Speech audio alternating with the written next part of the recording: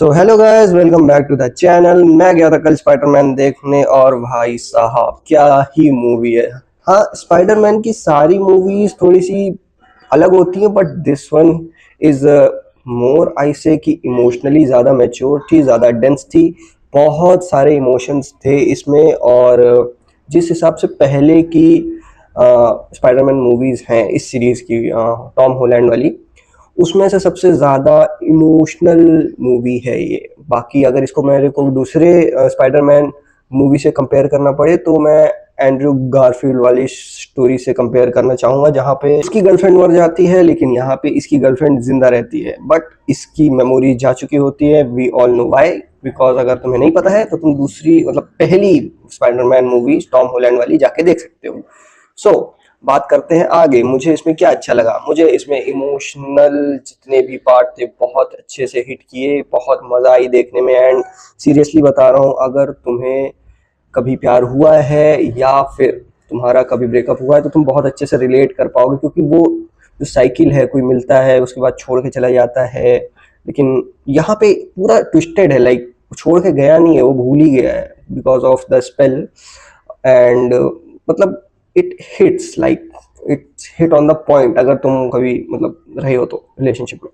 सो बाकी एंगल से मूवी देखी जाए तो फन एलिमेंट भी बहुत है एंड फाइटिंग सीक्वेंसेस भी बहुत तगड़े तगड़े हैं। लाइक हल्क वाला सीन तो भाई साहब एपिक, पूरे मूवी का बेस्ट जो पार्ट था वो हल्क वाला सीन था। एंड इसमें विलन की बात की जाए तो जो विलन है, हाँ, दूसरी वाली जो हीरोइन है, मुझे नाम नहीं याद आ रहा, बट हाँ, तो उसकी जो शक्तियां हैं वो ये है कि वो अपने माइंड से दूसरे के दिमाग, मतलब दूसरे के दिमाग में कंट्रोल कर सकती है एक सर्टेन डिस्टेंस पे, शायद 30 मीटर्स या 40 मीटर्स ऐसा कुछ। लेकिन एंड में जाके जब उसे पता चलता है कि उसकी बहन को डैमेज कंट्रोल वालों ने किडनैप करके उस पर एक्सपेरिमेंट किया है एंड वो मर चुकी है, और उसने उसको मैसेज भेजा था दिमाग, मतलब टेलीपैथी या जो भी उसकी पावर्स थी उसके थ्रू, वो था वी मैक्स। और वो उसकी छोटी बहन वी मैक्स पूरी मूवी में चिल्ला रही थी कि वी मैक्स मुझे चाहिए, वी मैक्स क्या है, मुझे चाहिए। सो बाद में पता चलता है कि हाँ, वो अपनी बहन को ढूंढ रही थी जिसको डैमेज कंट्रोल वालों ने मार दिया था। So that is it. और उसके बाद स्पाइडरमैन डैमेज कंट्रोल वाले की हेल्प कर रहा होता है, उसके बाद वो उसको पकड़वा देता है। फिर बाद में उसको पता चलता है कि स्टोरी ये है कि वो अपनी बहन को ढूंढ रही थी और जो इसने किया है वो गलत है, बट तब तक बहुत देर हो चुकी होती है एंड डैमेज कंट्रोल वाले उसको पकड़ लेते हैं। एंड फिर उसके बाद उसको ये पता चलता है कि उसकी बहन को इन लोगों ने मार दिया है बिकॉज वो उसके ऊपर एक्सपेरिमेंट कर रहे थे। तो उसकी बहन की शक्तियाँ और इसकी शक्तियाँ दोनों सेम थी। So that is the full spoiler, मैं नहीं देने वाला था बट आई सोचा दे दूं। तो अभी तक देख ली होगी तो ठीक है, नहीं देखी होगी तो जाके देख लेना। इसमें जो एंड में इसकी शक्तियाँ एकदम उसके कंट्रोल में आती हैं भाई। लेकिन जैसे मैंने बोला कि 30 मीटर 40 मीटर तक वो जंप कर सकती थी माइंड के थ्रू, मतलब एक इंसान ये है, एक ये विलन है, तो ये इतने डिस्टेंस पे जाके ही वो अपने मतलब दिमाग से उसको वहाँ दूसरे इंसान के दिमाग पे कंट्रोल कर सकती थी। बट लास्ट में जब उसे पता चलता है, उसका गुस्सा आता है और उसकी शक्तियाँ उसके काबू में आती है, तो वो बहुत दूर की रेंज तक, मतलब 2 3 4 5 किलोमीटर के ऐसे रेडियस पे वो सबको कंट्रोल कर सकती है, मतलब जितने भी लोग हैं वो सबको। और वो ऑब्जेक्ट्स कंट्रोल कर सकती है। लाइक मैं बोलूँगा इट्स लाइक वो जो थंडरबोल्ट्स में था जो विलन, उसके तरीके था। बट हाँ, उसके तरीके था, लाइक कुछ भी कंट्रोल कर सकती है, कोई भी ऑब्जेक्ट कैसे भी तरीके से। लाइक स्पाइडरमैन तक को उसने कंट्रोल कर लिया था। एंड एंड में जब स्पाइडरमैन भी दिखाया जाता है कि उसकी शक्तियाँ जो वो स्पाइडर के 3 स्टेजेस होते हैं, उस पे पहला दूसरा तीसरे में जाके वो अच्छे से उसकी शक्तियों पे वो कंट्रोल कर पाता है।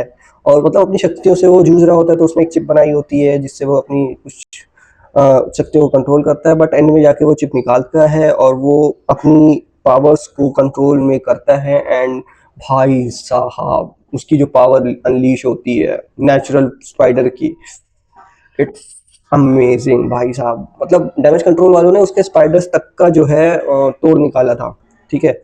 उसको भी काबू करना चाह रहे थे स्पाइडरमैन को भी डैमेज कंट्रोल वाले। डैमेज कंट्रोल क्या है मैं बताता हूँ। डैमेज कंट्रोल ही मेन विलन है, मतलब मेन विलन वो लड़की नहीं है, डैमेज कंट्रोल ही इसमें मेन विलन है। बिकॉज वो ऑब्जेक्ट्स, मतलब लोगों पे जो स्पेशल लोग होते हैं जिनके पास सुपर पावर्स होती है, उस पर एक्सपेरिमेंट करके उसको कॉपी कर रहे थे।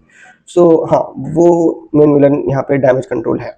एंड मूवी ओवरऑल बहुत अच्छी थी, लाइक मुझे तो मज़ा आया, ऐसा कहीं बोर फील नहीं होता, कॉमेडी भी बहुत अच्छी थी। और लास्ट में जाके भाई जब वो अपने दोस्त से वापस मिलता है, भाई साहब एपिक सीन। और हाँ, लास्ट में एक और सीन है जब वो हॉस्पिटल से बाहर निकलता है एंड उसको एक बच्चा ऐसे ऐसे करता है, मुझे लगा वो ग्वेन होगी, अरे मतलब वो लड़की होगी जो माइंड कंट्रोल कर रही होगी, बट ऐसा कुछ था नहीं। और दूसरी बात, हाँ, वो स्पाइडरमैन की जान भी उसी ने बचाई थी, लाइक हाँ, जो एक कैरेक्टर है, क्या नाम था उसका, जो पनिशर है, हाँ, तो वो भी था, उसमें भी बहुत अच्छी कॉमेडी सीन है, उसकी रिटर्न मतलब स्टोरी डायलॉग्स बहुत अच्छे हैं। एंड वो उससे बचाने की कोशिश कर रहा होता है स्पाइडरमैन को, और स्पाइडरमैन का कुछ ऐसा होता है, मैं स्पॉइलर नहीं दूंगा, जाके देख लेना। तो उसको स्पाइडरमैन को वो गोली मार देता है, लेकिन वो मार गोली रहा था उसको विलन को, जो लड़की थी, मतलब वो विलन नहीं थी, वो लड़की थी, उसको गोली मार रहा था, स्पाइडरमैन उसको सेंस कर लेता है, उसको बचा लेता है। एंड उसके बाद वो हॉस्पिटल में जाता है, और लाइक फिर वो लड़की उसको माइंड से कुछ जादू टोना करके वो कंट्रोल कर रही होती है, तो मतलब उसको मरने से बचा रही होती है। So that was a good part. लेकिन एंडिंग में जब तीनों को, लाइक स्पाइडरमैन को, उसकी पहली वाली गर्लफ्रेंड को और उसकी करंट गर्लफ्रेंड को, हाँ करंट गर्लफ्रेंड ही बोलूंगा मैं, वो तीनों अलग अलग रास्ते पे चले जाते हैं और उसके बाद मूवी खत्म हो जाती है। So that was the movie. बहुत इंजॉय किया मैंने, मैं अकेले गया था and it's a kind of solo day, मजा आया। तो तुम्हें वीडियो अच्छा लगा तो ठीक है, नहीं तो कोई बात नहीं, सब्सक्राइब करना है मन करो, नहीं तो कोई बात नहीं, I am just here to making videos. So bye bye.